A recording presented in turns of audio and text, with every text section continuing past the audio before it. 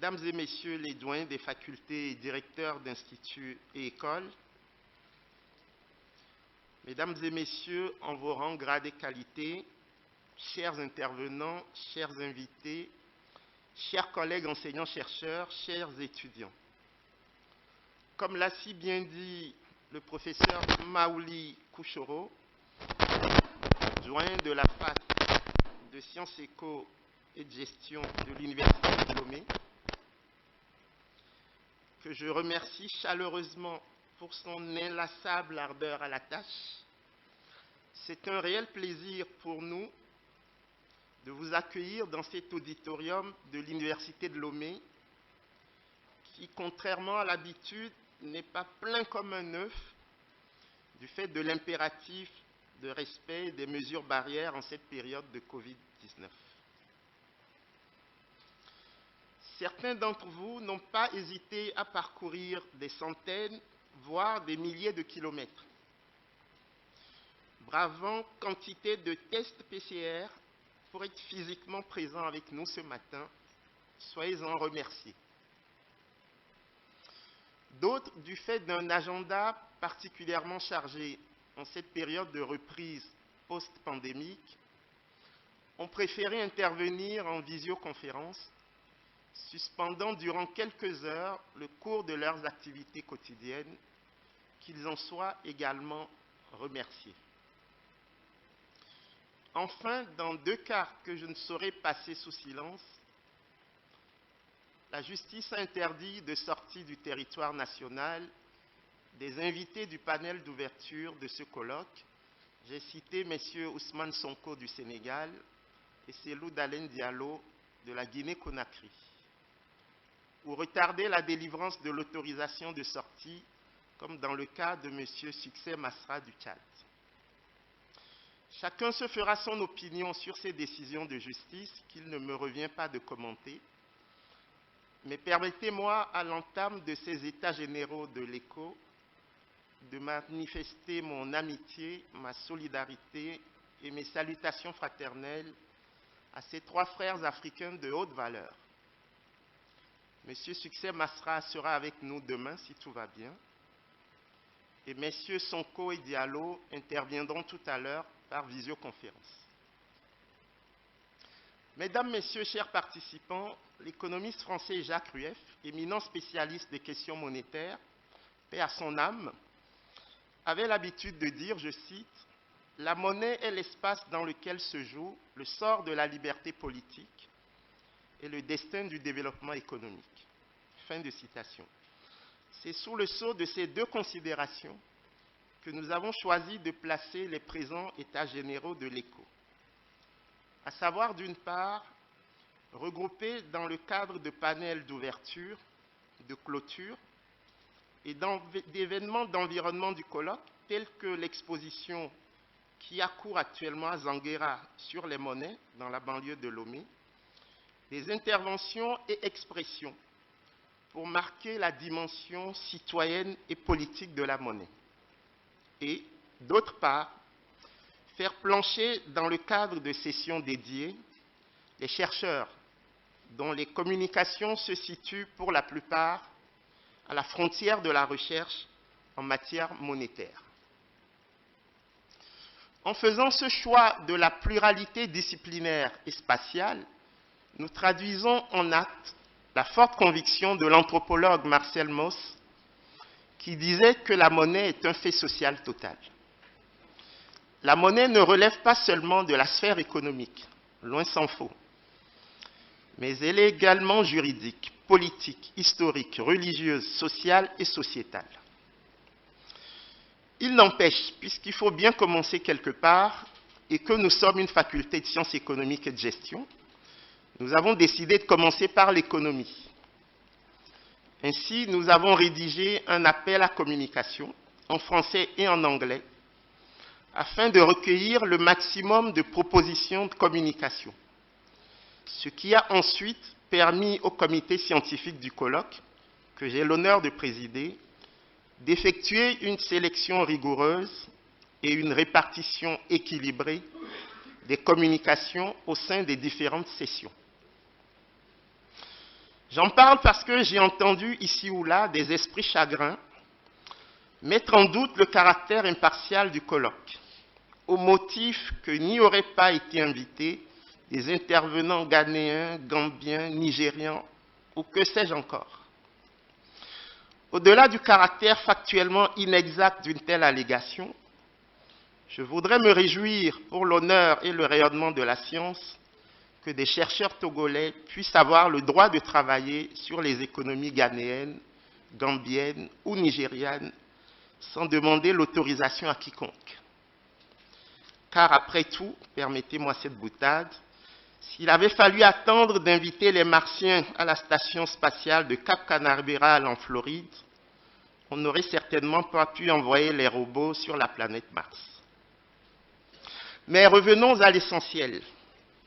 Mesdames, Messieurs, chers participants, nous avons choisi d'intituler ces États généraux de l'éco « Quelle monnaie pour quel développement en Afrique de l'Ouest ?» Ce faisant, nous avons voulu d'emblée placer nos discussions relatives à l'avenir monétaire ouest-africain dans une perspective holistique, assumant une lecture institutionnaliste de la monnaie. Pour nous, la monnaie n'est pas une simple marchandise, un simple intermédiaire des échanges. Au contraire, la monnaie est pour nous une institution, et donc un compromis stabilisé, susceptible d'être remis en cause à tout instant, au gré de la solidité ou de la fragilité des arrangements qui fondent la confiance et la légitimité dont elle est la dépositaire. En ce sens, la monnaie n'a de crédibilité endogène que si elle se révèle être un véhicule de développement, de prospérité partagée pour les États ou les institutions qui l'émettent, ainsi, bien entendu, que pour les citoyens qui l'utilisent. C'est à l'aune de ces considérations et dans le souci de déblayer le champ des possibles du présent colloque que plusieurs enseignants-chercheurs de l'Université de Lomé, accompagnés parfois de leurs condisciples de l'Université sœur d'Abomey-Calavi au Bénin, ont choisi de rédiger et de mettre dans le domaine public un rapport de 320 pages réparti en 11 chapitres sur les enjeux et défis de la transition du franc CFA à l'éco. Ce rapport sera présenté en fin d'après-midi ce jour et vous aurez certainement l'occasion d'interagir directement avec certains de ses co-auteurs. Mesdames, Messieurs, honorables invités, chers participants, un proverbe togolais dit, je cite, « Quand quelqu'un fait semblant de mourir, il faut faire semblant de l'enterrer. » Fin de citation. Nous ne savons pas encore si le franc CFA est déjà mort ou s'il fait semblant de l'être. Peu importe, nous sommes en train de creuser sa tombe, ou à tout le moins, de procéder au baptême de son successeur, l'éco.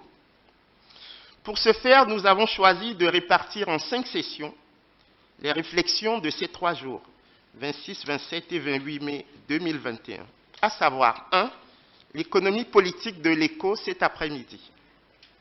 La coordination des politiques monétaires et budgétaires demain matin. 3. La convergence des économies de l'espace CEDEAO demain après-midi. 4. L'éco et les perspectives de développement vendredi matin. Et 5. Les regards pluridisciplinaires sur l'éco vendredi après-midi. Mais pour encadrer et éclairer ces sessions, dont certaines s'annoncent techniques et peut-être loin des préoccupations quotidiennes des peuples ouest-africains, nous avons l'honneur et le plaisir d'accueillir, dans le cadre d'un panel d'ouverture qui se tiendra dans quelques minutes et d'un panel de clôture qui aura lieu vendredi en milieu d'après-midi dans cette salle et par visioconférence, d'éminentes personnalités africaines dont la voix résonne largement au-delà du continent. Permettez-moi en particulier de remercier l'ancien Premier ministre du Bénin, Lionel Zinsou, d'avoir accepté de faire le déplacement de Lomé en dépit de son agenda très chargé.